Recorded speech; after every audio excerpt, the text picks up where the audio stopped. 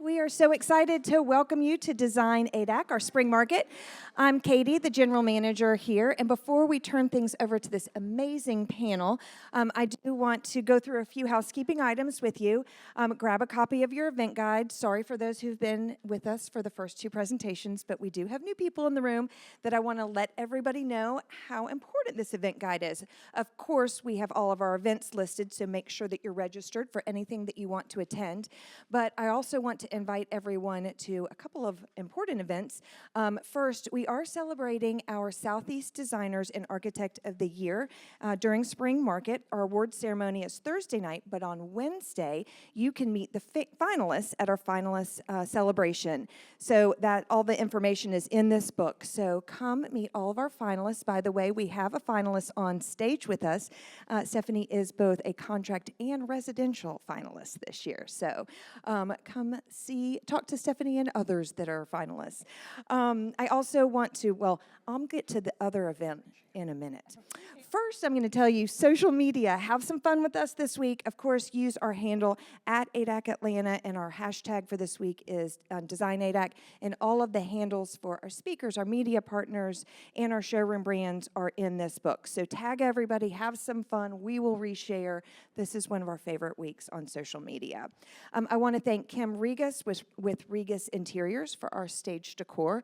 All of the furniture and accessories came from ADAC. So if you're interested in anything, go check out the resource list in the back of our presentation room.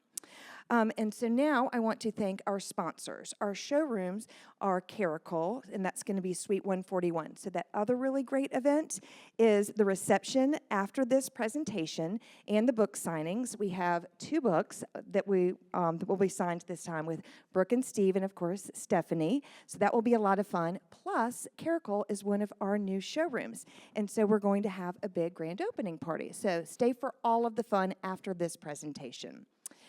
I want to thank our media partner, that's Modern Luxury, both Atlantan and Interiors, which is now a Southeast edition.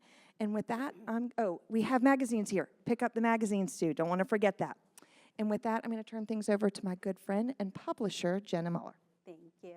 Hi, y'all. Welcome to a new era of luxury living. I just want to thank ADAC and the entire team for this week. It's been amazing. Also, thank you to Caracol and the team, and for, we have a special guest, Mark Fung, in town for this. He is the chairman and CEO. So thank you, Caracol, and the entire team. They'll host a fabulous reception after this, and then an after party. There's a party after the party. For those of you who don't know me, I'm Jenna Muller. I'm the publisher of Modern Luxury Interiors Atlanta. We're headquartered here in Atlanta, but we have 87 magazines from here all the way to Hawaii. This year, we entered a new chapter and a new era, launching as Interiors Southeast. Interiors Atlanta has been around for 10 years, a decade, and we have just breathed new life and reimagined, blending national influence with local relevance as we redefine luxury design and luxury living, which we will be getting to here shortly. We thought it was only fitting, since we are outside Greater Atlanta into Nashville and High Point, to bring four fabulous designers from Nashville. So I'm gonna give everybody a little warm welcome. They're gonna tell us a little about themselves, and we'll get into all the fun of the new era of luxury living. Brooke and Steve Giannetti from Patina Home and Garden. We have Stephanie Sabbe. Nope, come on. Sabbe. Everyone say it with me, Sabbe. There we go. With Sabbe Interior Designs. Sabbe. Jason Arnold. Very good. Very good. When we were promoting this keynote, I wanted to ask what luxury living meant to all of them. So I'm going to scroll through while we go through each one's quote, and they'll give you guys a little background of them really quick so we can get to know each other a little better. Jason, you're up. Tell us a little about yourself and your design firm. So I'm Jason Arnold, obviously. I'm out of Nashville, Tennessee. I've been there 25 years now, hard to believe. I started out at a larger design firm in Nashville for 7 years, and then in 2007 started my own company. And been doing design ever since. I tell people all the time I don't know what else I would do, so I've got to make this work. Design, I love it. I love designing in the South. I'm from the South, so you can definitely see that thread that runs through my interiors. So I'm just happy to be here. Thank you. Happy to have you. And his quote that, what stood out to me was that you said that you love to live with intention. I mean, we all are surrounded by beautiful things. We're lucky enough to be in this industry, but until you can really appreciate everything, the beauty around us. So I just love that part of your quote. So thank you for sharing that with us. Next up, we have Brooke and Steve Giannetti. You guys want to tell us a little about you and all of the things that you guys... We do a lot of things. So Brooke and Steve Giannetti, Patina Home and Garden. We have a store in Leapers Fork, Tennessee. It's a home and garden store. We also have a design studio that started in Los Angeles, and we design with our son, Nicholas, who is still in Los Angeles. We now live just near Leapers Fork. And we also have a farm that our daughter, Layla, Yes, you could be a part of this.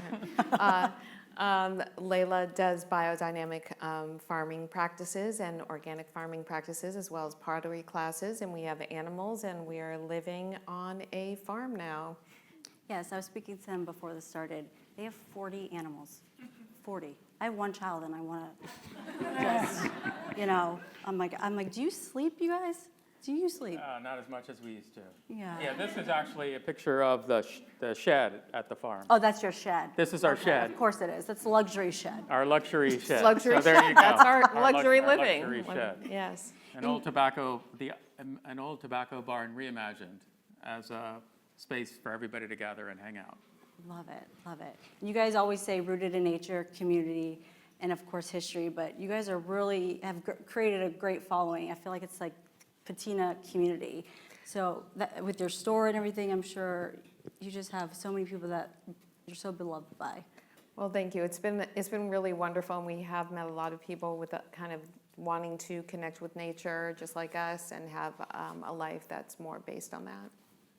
And the whole idea of coming to the South, where community is really much more a part of the world here than it is in California. Same with history. Yeah. Because you guys are from California, so it's a little different in the South. We got out just in time. We love Well, California. welcome, y'all. Yeah, right. Thank you. Stephanie, please introduce yourself, let everyone know about you. We also, big congratulations on your first book that's coming out. It just came out. Yeah, it just came out. Yeah. I'm Stephanie Sabbe, and I'm also based in Nashville, and huge fans of both of these firms, so I'm really honored to just be up here with them. I started my firm in Boston in 2013, I think. No, I'm sorry, 2011. And was there for 6 years, and then moved back home to Nashville. So our style of a firm is very much rooted in historic architectural details. I went to school in Tennessee, but I say that I became a designer while living in New England. So our work really reflects, what has always been, and we don't try to reinvent the wheel. And the South is just the perfect place to practice that kind of design. A little warmer. Yeah. Stephanie, you're a firm believer that good design is not embodied in a specific design style. You take careful consideration when it comes to each design that you put together with each curation and each client. Tell us how you embrace this from a luxury standpoint for each client and each project that you approach.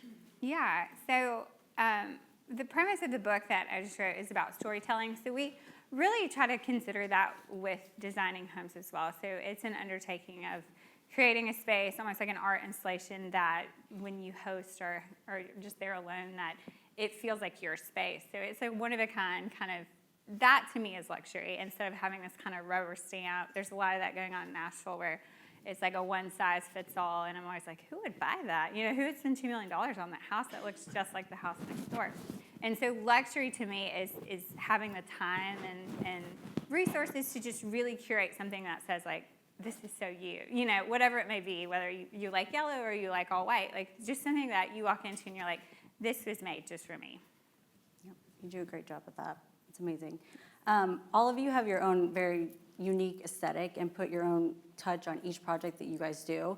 Up on the screen, you'll see some of Jason's projects. Your work is celebrated for its unique perspective on luxury. I love the one on the left. Yep.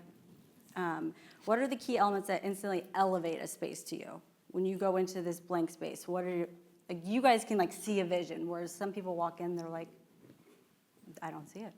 But you bring that to life for your clients. Yeah, I think it's really we spend a lot of time with our clients, really getting to know them, what they love, what they hate. And so You hear really, a lot of that. yes, yeah, exactly.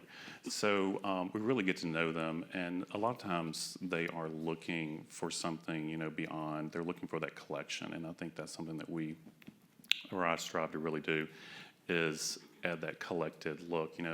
This particular project was kind of a half spec house, not kind of more of a personal home. So it was kind of built. They were going to live in it, but they knew it was going to be sold. So we did, we introduced the cypress doors. I think it's very important to add those textures. I think Yes. that's really You what do use a lot of time. really what sets interiors apart, and just adding those layers. And then I think imbuing, what they bring to the table, what something that they love, collections. And then the biggest thing we do is then edit it, through my eye, and I think that's really important to do in any interiors. You said this was somewhat of a spec house, so when that living room with those gorgeous doors, were they just arched openings? Yeah, they were just going to be arched And then openings. you I put think the- there was going to be the TV behind one, and I think we ended up putting the bar behind the other one. And so I hate TV. I don't watch TV, so I'm always trying to. I know exactly. You watch So your I'm all- phone, don't you? Your class. You Yeah, just watch my your phone. iPad.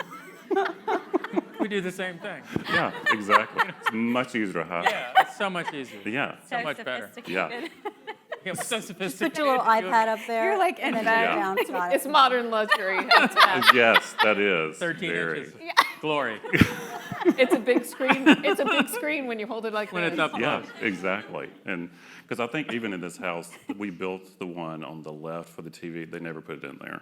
Well, you told them there's no TV on there. Right, yeah. iPads only. iPads iPads only. Yeah, exactly.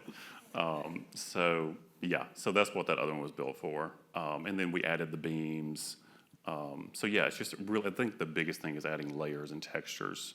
And that still can create, a modern look, but the texture and adding that warmth, I think, is the most important part with woods, the antique gold mirror.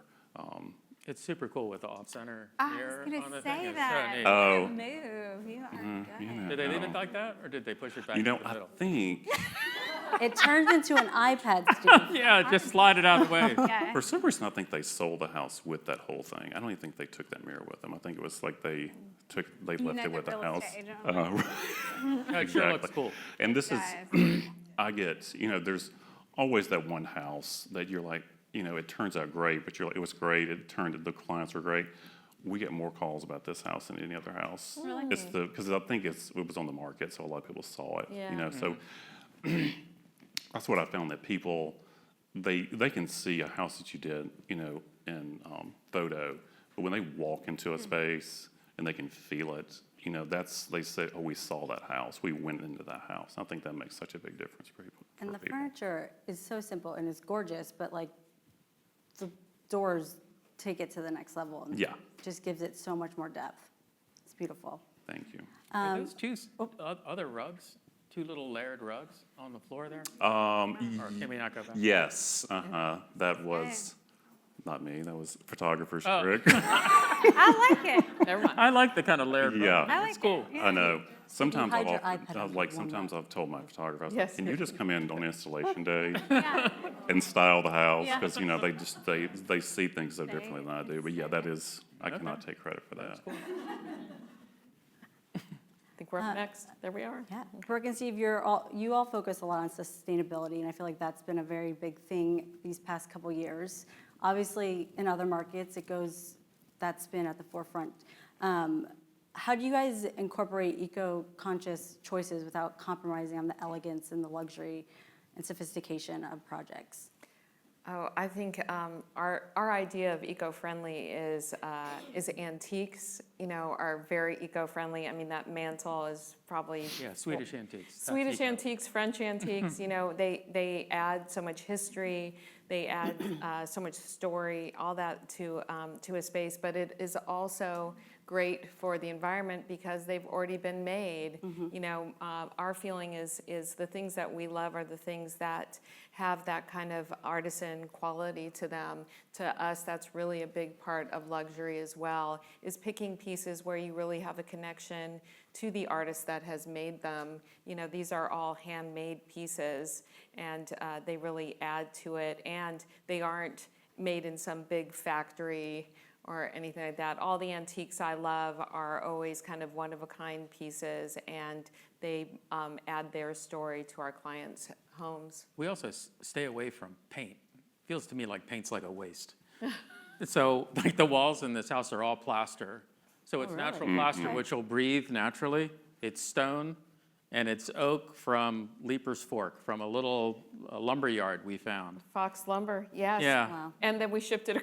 We shipped it all the way to Malibu. Which we should, yeah. Very eco-friendly. Yeah, very Hey, eco-friendly. whatever it takes. You didn't hear On a that. freight. Yes. Support We took it in our car, it And was a Tesla. fine. Oh, yeah, it's no problem. Yeah. But yeah, the idea of building with sort of the simplest way, minimal It's types very of minimal. materials, just And this finishes, natural minimal stone. finishes, as much as possible, natural finishes as well. It's very outdoor, indoor living. It's Yeah, this is gorgeous. all about indoor, outdoor. There's a giant wall behind us of glass. I don't know if that picture is in here, but it's in the book. It's in the book. And then this was built to look like, there was an old stone wall in part of the building, and I wanted it to look like an old, a kind of Italian ruin that had been rebuilt over top of it, because it was actually in a previous So that Malibu stone fire. wall was there? No, No? Nothing was there because Nothing was the there. house burned down. the house burned to a cinder. There was just ash when Yeah, we got there. Yeah, so we really connected to Stephanie and even the title of your book and the whole idea of storytelling and all of that, because all of our projects always start with a client story as well. And this one was a very emotional story because our clients had called us just after their house had burnt down in a previous fire, not the Palisades fire, but the one previous to that, and it was extremely emotional in how to kind of figure out how to create a house that felt like them, felt like the story of their life, felt like it had been there forever, from something that was nothing. Wow. Is it still there now?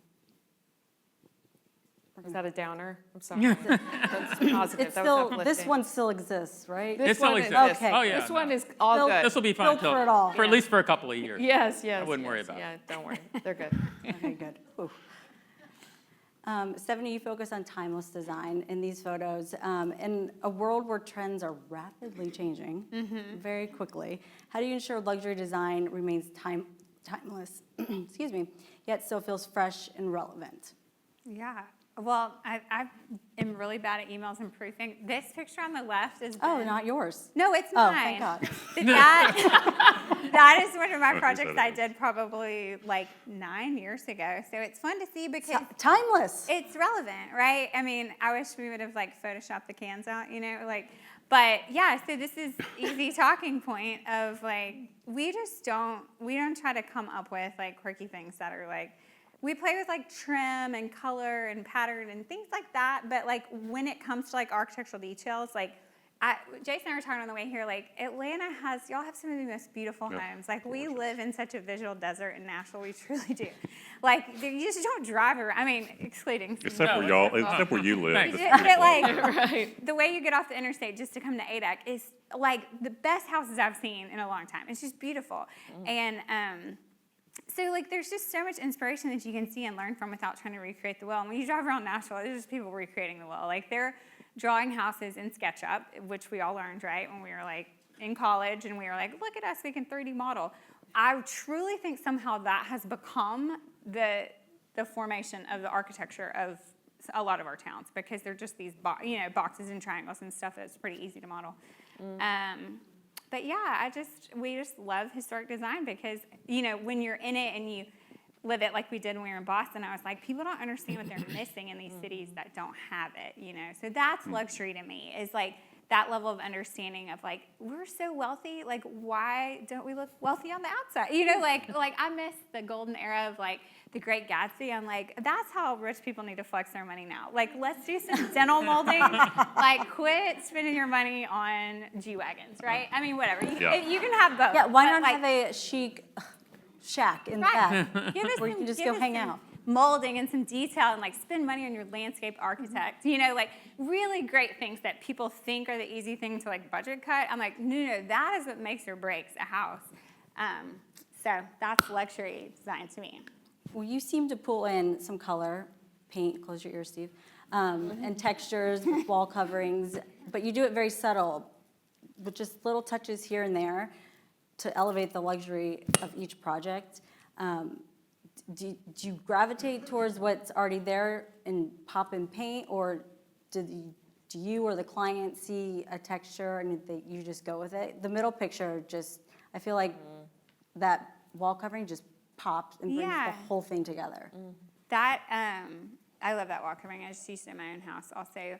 It's funny, I heard like Stephen Gambrell said like drywall is like, and so I say that all the time now. I'm like, don't try to minimize drywall because that's what Stephen Gambrell says. And now I'm going to be like, try to minimize paint because Steve Giannetti says. Plaster. I'm always learning, right? Always learning how to create these environments that other people, but we are big color users because I do feel like at the end of the day, like color is like, everyone has access to a can of paint. And I always tell people, I'm like, a white can of paint costs the same as, this blue can of paint. And we just finished redoing this playroom in our house, and we painted this Pharaoh ball color. And my husband, who is in the medical world and says he doesn't care about color, walked in, he's like, it feels so good in here. And I was like, it's the power of paint. Like, color is a really big tool in our toolbox. And we just, again, but everything we do is somewhat inspired by something that we've been in or seen. We're not just kind of making it up. Jason, how do you feel about paint and color? I like paint. I'm a big wallpaper person. I grew up in a house full of wallpaper. My mom was a wallpaper hanger.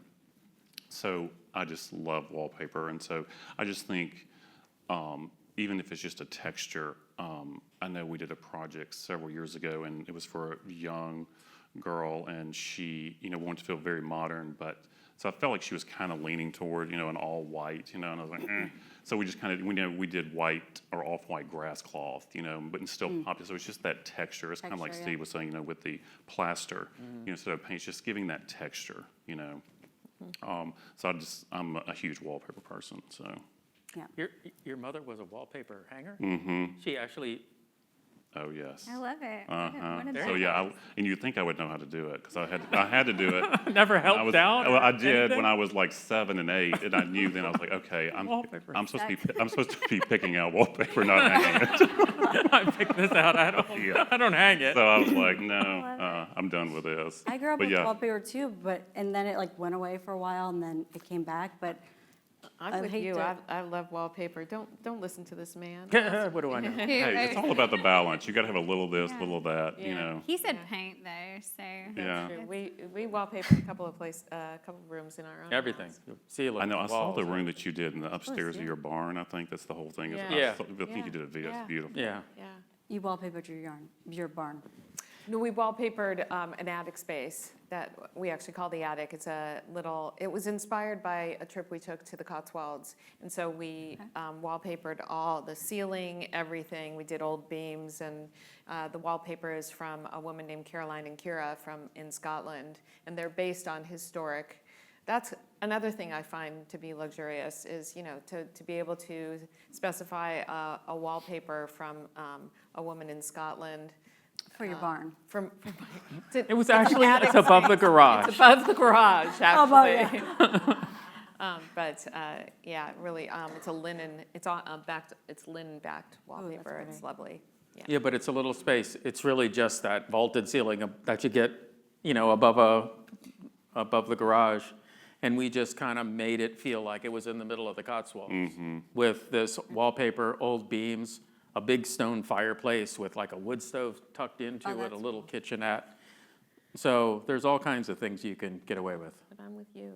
Wallpaper's a great. Well, and when you have a room And that I has a lot love of, paint too. A Yeah. nice Farrow couleur is a Couture. yeah. It's I had, jokes. I had a Sorry. client recently, we gave him this wallpaper quote, and he was like, now I know when I go to my friend's house, if they have wallpaper, they're rich. And I was like, I mean, it's Wallpaper and draperies.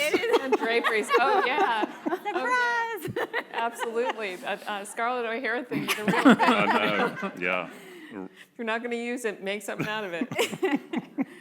Use it all. Use it all. All right, storytelling through the design is a big piece of it. And Stephanie, I'm going to start with you because that is the title of your new book. Congratulations again.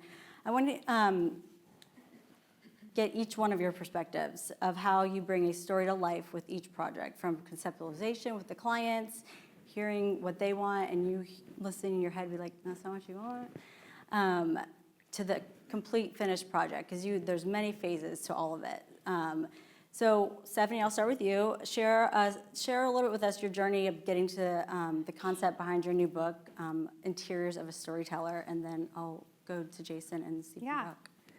Well, I don't know if anybody follows me on Instagram, but I love to tell a story that's like completely unrelated to the photography. Like, it makes Instagram fun for me. I've never used it in a super professional manner. So the storytelling part was what I've always wanted to do, is write a memoir, but I'm an interior designer and made me a book offer to write a memoir. So we came up with this concept of storytelling, and this project is kind of the big idea. So this is the project, I don't know if everyone has one, that ruined me. Like, I will never be the same. All clients will never be the same. This was just like, hey, Stephanie, design this guest house for us. We won't come to any meeting. We have no budget. Do whatever you want. And it was like, that's not real, right? No budget. Okay. And so I literally, and the architect completely went away. So I could be like, I don't like the fireplace there, let's do this, So anyway, this back house, this all new construction. And so the log cabin portion of it, we came up with this idea that it was like the original part of the house. And then everything forward, there are two like guest rooms. Those two shots. But everything forward was an addition. So the back house, we used this like log and chinking. I'd never done this detail from Pioneer Log Systems in Nashville.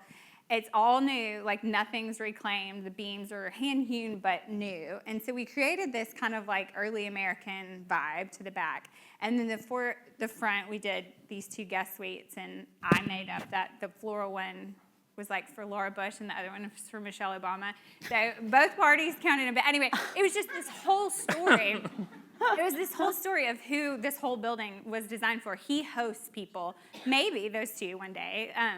But like people have messaged me at night and been like, I'm staying in the guest cottage, like musicians and stuff. And I'm like, thanks for. Which one? For the bush one. The bush room? No, which room? I didn't ask them. I thought you were asking which musician.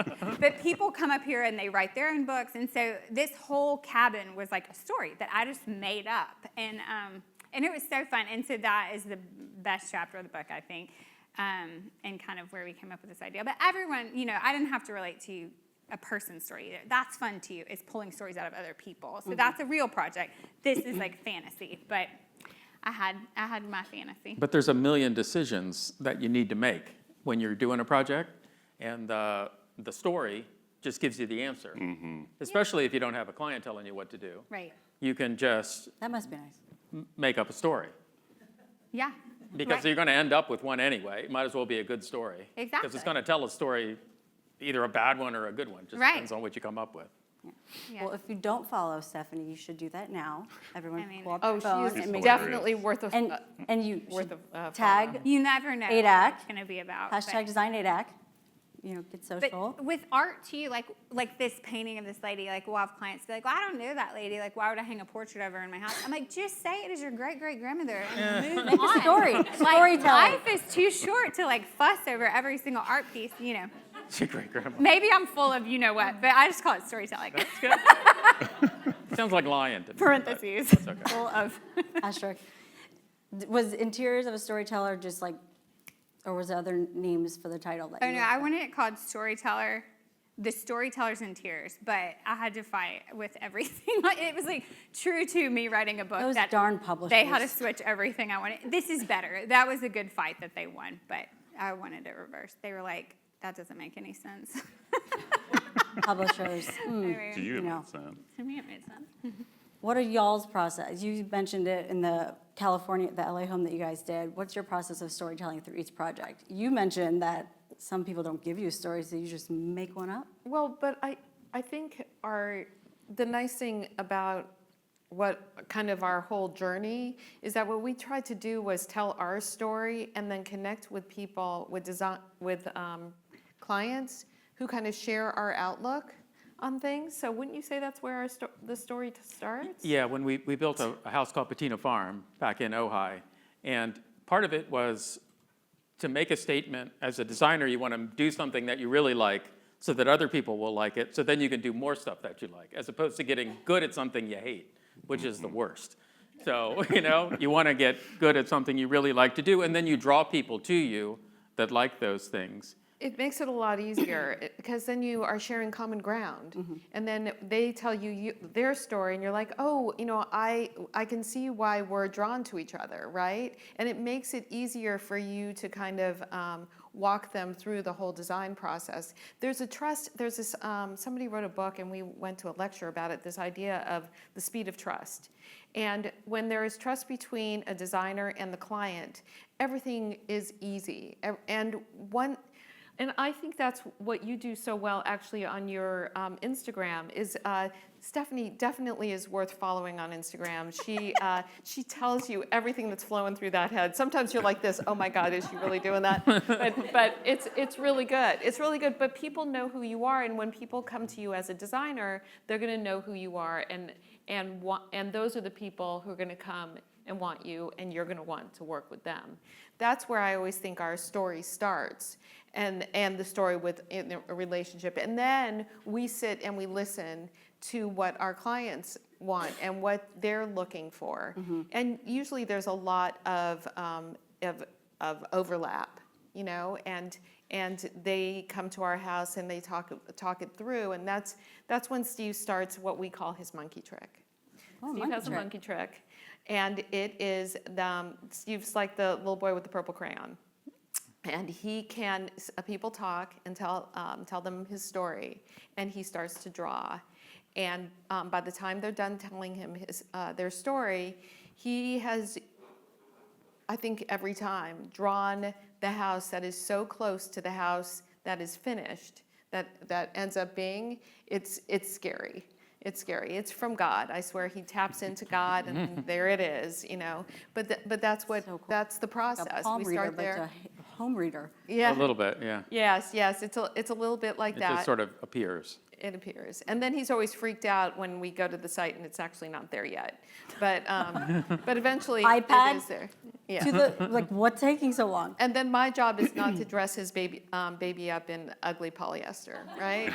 So I get to pick out all the finishes and we walk through. But we've already done that with, people have seen our houses and read our books and understand our philosophy. So they know that, we're going to go with these kind of natural woods. We're going to be inspired by the outdoors, and that's what they've wanted as well. And so that's kind of where it kind of keeps going. But often this story will help you solve problems. Like we have a farm out in Leapers Fork outside of Nashville, and it sits on 100 acres, and it's like we need to design a garden, like a vegetable garden and a greenhouse and all that.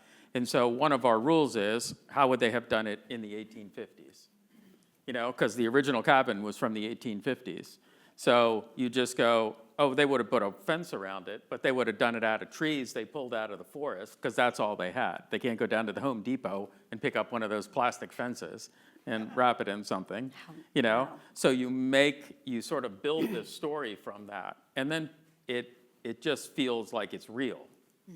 You're actually drawing from history, seeing what's around you, looking at the old buildings, seeing how they used to solve it before they had air conditioning, before they had heat.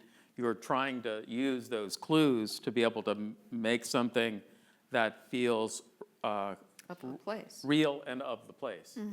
Because you know, a lot of stuff, if that's where something just feels like it sticks out like a sore thumb because it doesn't feel like it was there for any reason. Which I feel like both of you are the same way, and especially Jason, because you grew up in the area and all of that, you know, you just. So it naturally comes to you. Yeah, you so know, you didn't have to learn it. We had to go do it the hard way, so. Well, Better design. y'all did a great job. No. I had to learn it. No.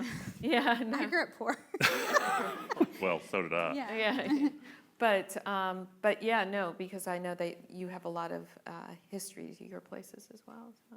Yeah, I mean, you know, when you've been in that, Nashville is home to me now, you know, but once you've been in that area, you kind of, and you have clients that are from Nashville, and they have that history, which you spoke to, which I love. Much like you, I'm not trying to reinvent the wheel. I'm just trying to take classic elements, classic architecture, and elevate it and to tell my client's story. And most of the time, our clients are coming to me and they have a story. Like, we're starting on a new project now in a new development outside of Nashville, and she had a major traumatic change in her life, and so she has moved to Nashville, starting over, you know. So she's creating this new home for her family, you know, and the fact that, you know, helping her do that that's a huge honor, you know, to do that and to help her put together this team to bring this dream to life. So I don't take it lightly, you know. You don't when you're doing this, 'cause, you know, you're talking about someone's home. It's often a thing that people build a house, not because they need a place to live, because they need to change their life. Yes. Well, and who they believe they are now. They're actually changing themselves. You've actually turned into something else. Right. Yeah. Or you need to turn into something. And you want your home to reflect who you believe you are Totally. now. Yeah. Yeah. And so you're like, you know, in every meeting, you know, like I'm not good at like Zoom calls or anything like that. I like a face-to-face because I gather so much information from, you know, Sure. they cannot say a word. And like I can, you know, reading people, their physical, you know, reaction to like either a fabric or, you know, you can like just see it later. Sometimes You're they're like, afraid "Okay, and sometimes they're afraid to offend you, you know, and but you can see it, you know, in their whole body, you know. So it's just those. Here. Or a tear, yes. Or they're running out the But door. I'm happy to. So, And there's so many incredible interior designers in the Southeast, across the country, but I feel like every homeowner always picks the right designer for them. It's got to be that connection, because you're working with them for months, 2 years at a time. Yeah, that's what I know? always say when I'm like, you know, when I tell people all the time when I'm interviewing clients, like, this is not, you know, a real estate transaction. You know, we're not in and out in 30 days. It's 3 to 5 years. So you want to And like during each that other. time, you will love me, you will I like- hate I me. like- Yes, you'll go through all the emotions. It's like Yes. a thing for At the end, you'll hate me, and then everything will be great. At a certain point. when you get the But- baby. You forget about the labor. So you interview clients, they don't interview you? Is that how it works? Oh, it's a little bit of both. Okay. Yeah. Oh, yeah. It's definitely a back and forth. Well, there's a plethora of gorgeous images in this book of yours that everyone can see upstairs. Why was this? Did you know this was going to be the cover? You just, Oh, yeah, I did. Yep. I had to fight for that too. I'm a fighter. that a girl. That's good. Get Because what you you know, want. we have the same publisher, and I joke that they're like the golden child, and I'm like the stepchild. Steve's like, redheaded stepchild. what did you say? He's like, no borders, and he Oh, just say yeah, no that. white space. Yeah, I was like, you just said that, and they were like, okay, and he's like, yeah. How many books have you done with them? 5. Okay, yeah, I'm like the newbie, and I was like, I don't like the font, like, you know, and they were like, it looks good, you know, and I'm like, can I do it myself? So, okay, we'll have a whole nother talk one day about book publishing. There's a lot to say. Oh, we can have a chat, side chat about that. Jason, you're known for, I pulled this from your website, Timeless Layered Edited Interiors, which I love. It's just short and simple, to the point. You're known for infusion in transitional design with contemporary style. Can you share how you balance sophisticated minimalism? Because I feel like a lot of your projects say so much, but it's so just minimal. With clients' personalities, big and small, bring each individual story to life. With just, I mean, these 2 photos just spoke to me. It's like says so much, but there's not even that much in each project in these rooms. Well, the one on the right was my old living room, which that's probably the 20th iteration of that room. You know, 20th? Move stuff around. It's an old house. But if you really study a lot of my work, I am a architect by, like, frustrated architect. I love architecture, but obviously never went to school for it. But I always am drawn to furniture and objects that have an architectural quality and that can almost kind of stand on their own. So I really love art. unique pieces, you know, finding those unique pieces. So they are kind of like art, so I don't feel like you need a lot of it. And so the one on the left, you know, that was a great project in the condominium building. It's a historic building on Bellmead Boulevard, which is, we don't have many left. So it's this beautiful building.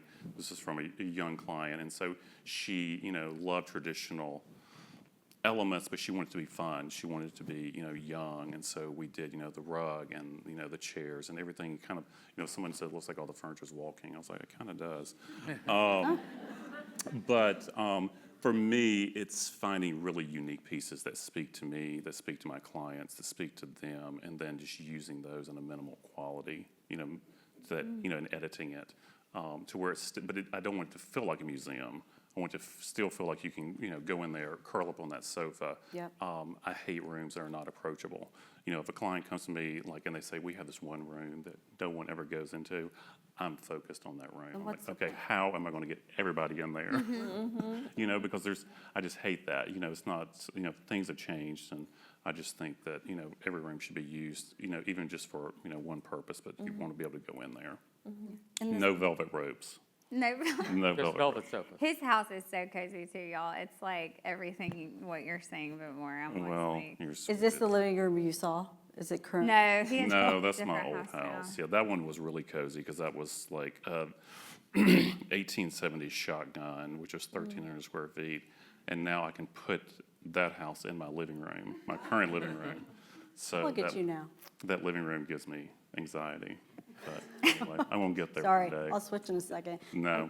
I'm just focused on the left side. I mean, there is eclectic, there's traditional, there's modern, all the pieces, but it's such a bold statement, and you pulled traditional in as well.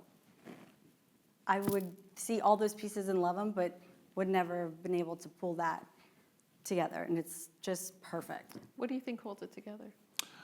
What pulls it together? What holds it together? What Yeah. holds it together? I think really the suede walls, like that contrast, I think is such a great canvas. But she's an equestrian, and so I found that painting, and I actually called her mom, and she got it for a present, and so that kind of like started that room, you know, and so it's really speaks to her. And so again, I'm a huge believer in artwork, you know, and so how, you know, that can totally change the feeling of a room. You know, it can make it more traditional. Even it if can it's pictures of people we don't know. Oh, yeah, exactly. Yeah, Never, you know. never waste time on it. It's equestrian. There's horses. Great-great-grandmother. Yeah, exactly. So yeah, again, but it's also, you know, the thing that I love about it, and I think every room needs tension. And so you know, obviously the big tension is the painting and the lips chair, whatever you want to call it. That's what I always called it. I want to So, sit in it so bad. Yeah, I wanna it's sit actually in really that chair. comfortable. I can't get out of it once I get down in it, but I can't Tuck and see roll. the furniture now. Like, Just tell the table to walk on over to you. yes, exactly. So you can put your exactly. cocktail down. But yeah, that's one of my, like, that kind of embodies like what I love, you know, is that the mix, you know. Yeah, they talk about sort of doing eclectic design where you just sort of collect your favorite things, and the one on the right just feels like these are just great pieces. Yeah. You know, they're different eras, they're different from different places. They all kind of work together. It just takes the guts to sort of put it in one room and say, yeah, this is. Yeah, well- But it kind of, it's like that tension and balance really works Well, in that picture, you know. You know, I grew up in a house where, you know, we did not have a lot of money, and so my mother went to yard sales so I grew up, and it was constantly changing. She was constantly buying, and so it was constant this, you know, changing and the mixing and all that kind of stuff. I've just kind of always have been around that. You know, the way she put things, she had still has great taste. So I was exposed to it at a very young age. So, Yeah. like I said, I didn't really have a choice. Those Bergère chairs don't show up in yard sales that often there. The Didn't settee. you- No, Yeah. no, Settee? no, yeah. The leather, yeah, no, the she- leather, beautiful yeah. leather. Or the Now, Italian lamp. when I tell her what I pay for a chair, she's just like on the floor. She's like, That's a lot of wallpaper, honey. yeah. Always divide by 3 and carry the 1. Yeah, oh, I know, yeah. It costs more than $20, and she thinks it's way too expensive. I love it. You're really good at like the unexpected like placement of object. Like that is so hard to do well. I just think he's so talented, but like the red circle painting floating over the left with like no side table under it, but like it's so good. That's so hard. It's actually like decorating without matching. You know, like Yeah. you see, like we all see like a split image where it's like perfect match, and I'm always like, well, it's easy. You know, like the eye knows to. But this, like you didn't. All of us are like, oh, it's beautiful, but that is so hard to like create that visual balance without being predictable. Who's in the center? Is that your second cousin? No. That I love portraits, and so I bought that in Portugal. And it's actually that's little cool. slides, like little visual slides. I can't think of what that's they're cool. called, but where you would Yeah. stick them into a Yeah, projector. Yeah. And so he made this. That's the actual artist, and he made this self-portrait out, and then he drew on the glass. Of course, when wow. it showed up, half the slides were. Falling off. You had to redo it. So I had to redo it. So yeah, it was just. And I buy a lot of art when I travel, so yeah, I love that piece. Beautiful. I love Very the story. Yeah, yeah, there you I know, and that's one thing I tell clients, when they're like, because artwork, it's hard to buy for a client with artwork, but I'm like, when people travel, I'm like, that's when you need to buy artwork, because it has a meaning, it reminds you, Yeah. of a trip or something like that, so. Very cool. All right, the second book, Patina Homes and Gardens. Brooke and Steve, after many years of designing homes together, you're passionate about ensuring your clients live a life they love. Connecting with nature is a huge part of your all storytelling. Why is this so important for you all? I think we've kind of touched on a little bit, but they just feel it feels like a spa in some of these photos. Very zen. Well, thank you. Thank you. That's very nice. I think the connection to nature, I grew up in Los Angeles, and I actually never went to the country at all as a child. And, although there was a lot of, there was an ocean and all of that, there wasn't really all that much nature going on. But when we were raising our kids in Santa Monica, and everything was very, very frenetic, I started to crave a slower paced life and a connection to nature. And the more we delved into it, the more we dug up our front yard and created a kitchen garden, the more I got chickens and put them in my side yard in Santa Monica, much to our neighbors' Sure they loved dismay. The more I felt better. And then it became part of our design philosophy, this kind of connection to nature and a slower paced kind of lifestyle, and then started sharing it, and that's why I think it's reflected in a lot of our clients. Even that, like we did the wallpaper up on that ceiling of our client's little breakfast room that reflected the kind of view on the outside, and also we create these outdoor spaces. I mean, we really believe that the outdoor spaces are just as important as the indoor spaces. So we would create these, like on the photo to the left, well, whatever, left, right. But the exterior facade is going into a little courtyard, which is kind of that mid space, that kind of little private. Little walled garden. Yeah, little before you walled- go into the house. Yes, you want to take it from there? No, it's No, cool. go for it. No, but it's that always that connection inside, outside. You see it in this one with the breakfast room, that you're actually under a canopy of trees when you're in that space, and you couldn't see the trees because, so we just kind of recreated it with wallpaper over the ceiling. And this is in a little neighborhood, and we just did this walled garden so she could not have drapes on her windows and look into this garden. There's a little fountain out there. But it's important to sort of like always connect with the landscape, to keep the windows as low as you can get them to the ground, because it connects with the garden outside. And then to kind of use the stone and wood and natural materials, we often use the same kind of color plaster inside and outside, the same oak inside and outside. So you could almost turn the house inside out, it would look pretty much the same. And bring trees inside, you know, it's that play on even which spaces are yeah. indoors and which ones are outdoors, you know, just really kind of have that flow. You kind of remind me of the wood that he brought Exactly. into this as well. Yes, I just love that. I love that. Yeah. Southern charm and the lifestyle influence. Regionally, we have 9 interior styles across the region. What's trending in California versus New York and the Hamptons, completely, vastly different. How do you use Southern materials and craftsmanship for the cultural elements shaping the Nashville? And I know you guys design outside of Nashville, but what are you seeing are trending right now? Well, we don't pay any attention to trends. Good answer. Nope. We try We- to we're- avoid them because you want it to look cool forever, if you can, just like what you guys have been saying. Just go back to history and see what's lasted, where it's time tested. Yep. Time tested. You know, if it's been around for several hundred years, it's probably not a trend. Probably gonna stay that way, you know? People love that word. I think we should trick them, like in magazines, and be like, guess what's hot this month? Copper gutters and cedar shingles. Like, Classical come proportions. and snatch Double it up. hung windows are back. Right, true divide.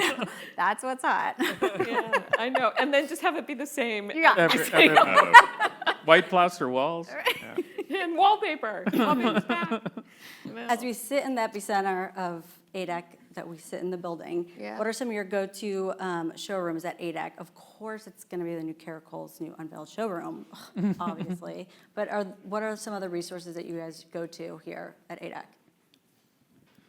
We use a lot of Jerry Pear. I feel like that's a lot of our fabric. It feels weird to like call people out by name. We like Ainsworth Noah. I mean, we like everybody, but we do a lot of textiles. I feel like we found source here. Yeah. Lots of rugs, lots of, Yes. you know, yeah, kind of base pieces, you know, I think that you all have the best rugs and carpets. Even when we were in California, decorative carpets and things like that, you guys have the best here. All Love rug 'em. needs, ADEC, All- everyone. yeah. ADEC. There's a thing that we do as designers is that when you're looking for something, when you're working on a project, all of a sudden you get this sort of edited view of the world. And so you can walk through a whole place like this, and sometimes you go, oh, that's the place, or that's the thing, or that's that. And I think it's not a civilian trait that many people have, that you can we'll walk through yard sales or antique shows or something like that, and our clients will be like, well, how in the world did you see that thing, right? Yeah, Don't you Yeah. guys get that one? So true. Yeah, it was- you just get this sort of like, you have this catalog in your head. Yeah, I think we stuff do you it need. so much. We just our eye, you know, our eyes are so well trained, you know, to look for certain things.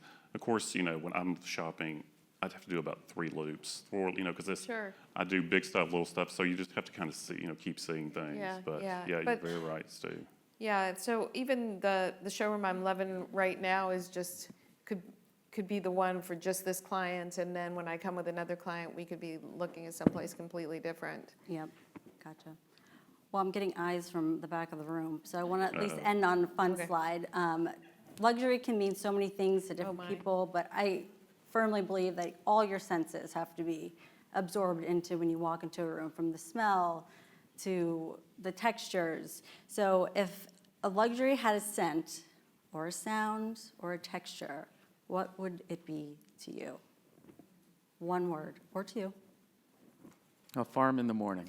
Farm in the morning, Patina Meadow, the candle down there. Did you bring me one of those? Yes, thank you. So Mark, I'll plug our new candle. We just, No, it's our that we candle. just posted, so it's kind of it smells like an old man. I don't know. I like that. Yeah, Better than Gwyneth's candle, I guess. right. I was like, what is that old man smell in the office? And they were like, that's the new candle. I was like, there's a lot of that Does it, candle right does it now. smell like amber and citrus?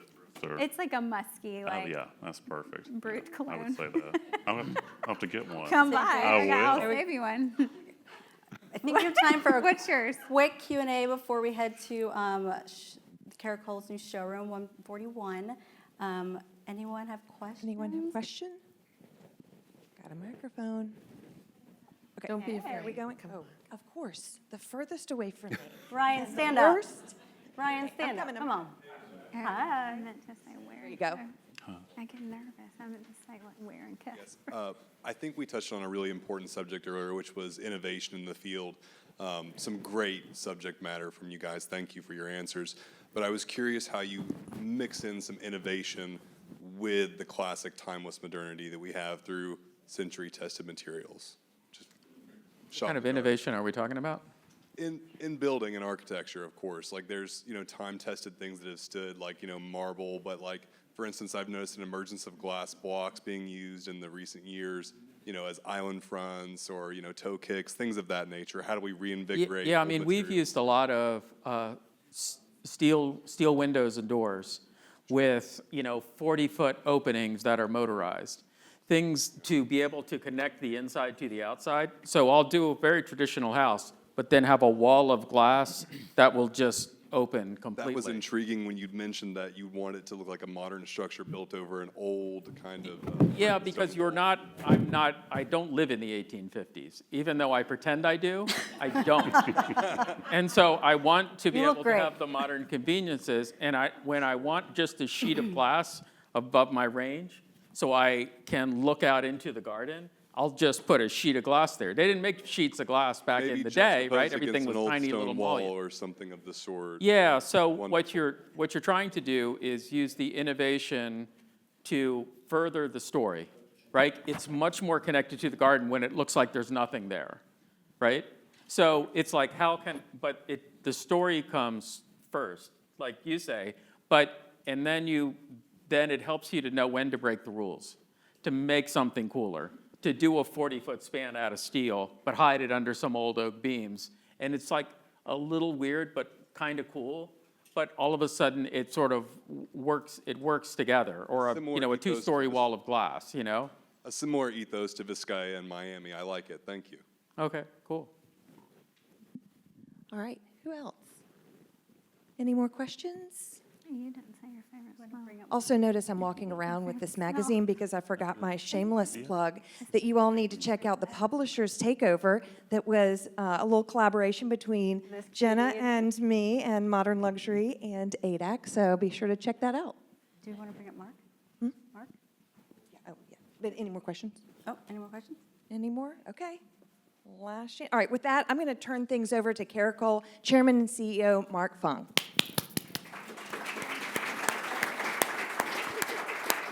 Hey everybody, it's an honor to be here. We're super excited to open our showroom in ADAC. I know I'm the one keeping you away from the book signing and the drinks, so I'll be short. I'll tell you a little history about Caracol. So Caracol, as a company, was founded in 1952 in Chicago by a guy named Lawrence. And the company went into trouble back in 2008. So at the time, my father, who was an oil painter, turned interior designer, turned furniture manufacturer, look at the company, and the way that he described it was like a beautiful porcelain plate that was in free fall. And if we didn't catch it, then it would be gone forever. So we took over the brand, but the brand was really in trouble. It was just another brown American furniture brand. So we had to do something to change it. So the first thing that we did was we came up with the name Caracol. And the meaning of Caracol is it's an equestrian term for turning the horse. So it's a beautiful turn in a new direction. So from day one, we focused on being innovative. The three key words that we use to describe Caracol is, number one, sensory, which is from day one we focused on a lot of mixed materials, unexpected juxtaposition of different materials. The second point that we really focused on is simplicity in design. And the third one is hope. This is something that's very near and dear to our family. My grandmother, she suffered a lot through her life, but she never gave up on her focus in the art, dancing and painting. So to us, beauty really comes from this struggle against the odds and this outlook on life. So with every furniture that we design, that we make, you will find that we take the time and the effort to name it something cute. So to instill a piece of her soul into the furniture. So we are one of the fastest growing American brands internationally. We currently retail in close to 90 countries around the world. I just came back from Milan Design Week. We also opened our first showroom there. And the overwhelming backhanded compliment that I got was, oh, I had no idea Americans can design.